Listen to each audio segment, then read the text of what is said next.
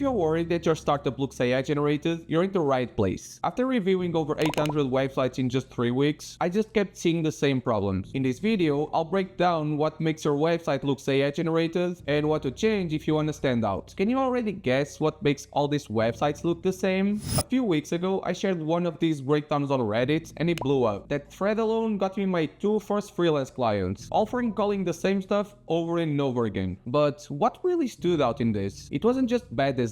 These websites reveal something even deeper about how these early stage founders are thinking. And that's where things get dangerous. So let's rewind a little bit. A few months ago, I made a post on Reddit offering free feedback for founders. Kind of a raw style, no bullshit, quick and honest. And guess what? I thought maybe like 10 people would reply.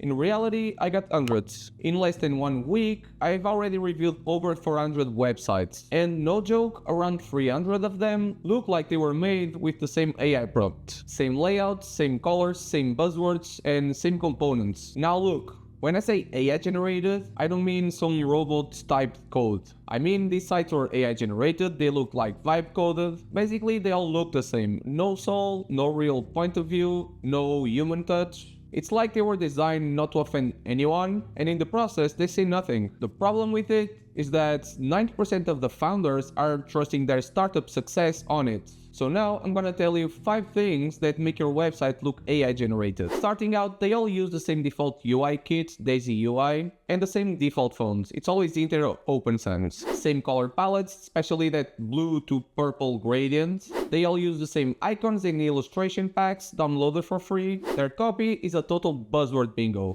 And again, all websites use the same components and all websites are missing the crucial components on a startup web page. But now, the real question, why does this matter? Well, this is more than looking good or looking bad. I know that everyone is building fast now, everyone is shipping on the weekends, and that's great, we love builders, I love builders. But the thing is, when everyone is using the same tools, especially in the same way, well, there's the problem, right? AI keeps generating the same stuff for everyone. The same UI kits, the same tones, the same copy. Everything starts to look the same, right? And yeah, in a world full of competition and online noise, trust is everything, and looking like 99% of your competitors is a killer. The thing is, when I land on your website, the first 10 seconds I can already guess if it's AI generated or not, and my brain automatically goes, well, I've seen this, next. That happened to me while reviewing all the websites that people post on my Reddit thread, and I was just trying to find genuine founders that weren't occasionally vibe coding on the weekends for fun.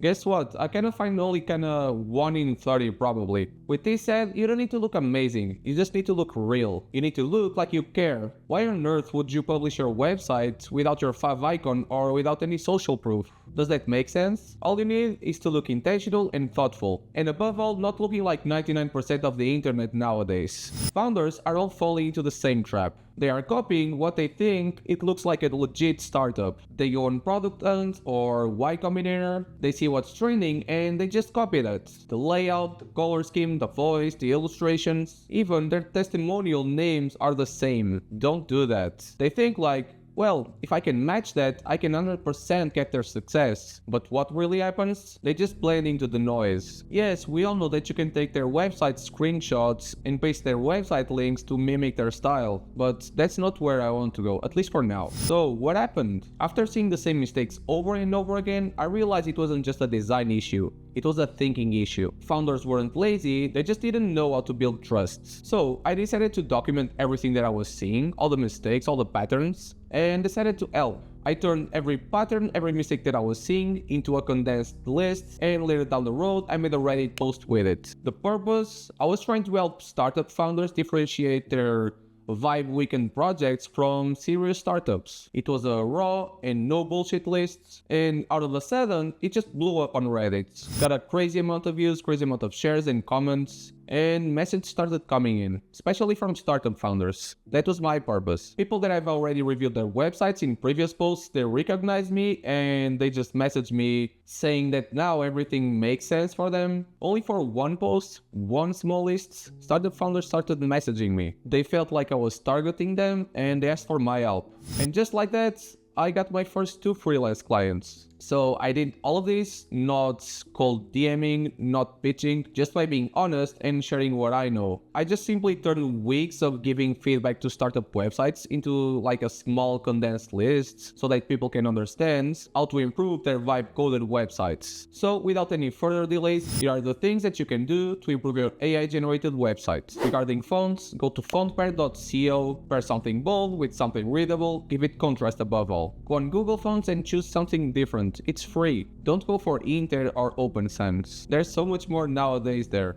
For color palettes, focus on contrasts. If you're starting out, if it's your first experience, don't use more than 3 or 4 colors at the same time. And yeah, on this specific case, I'm calling out black and white as being a color. Go on coolers.co to check if the contrast is right between the colors that you chose. Another tip, see what's inside your industry, see what your competitors are doing, and try something different. But please don't go with weird colors or gradients. That baby blue to purple gradient is not an option, by the way. For icons, use different icon packs. I'm gonna leave a list here of some icon packs that you can use. For illustrations, if you're starting out, don't use them at all. Instead, show your product if you can. If you can't, just go for icons, it's simple. If you can't illustrate, it's really easy for us to understand if it's out of a free downloaded pack or not. And that removes trust from your company. Now, the buzzword bingo. Well, let's do an exercise. Pretend like you're explaining your startup to a non-tech friend. No corporate jargon, no buzzwords. No disruptive, no all-in-one solution, no cutting edge, no game-changing anything. Keep it simple, tell people what your product is about and what problems you're solving.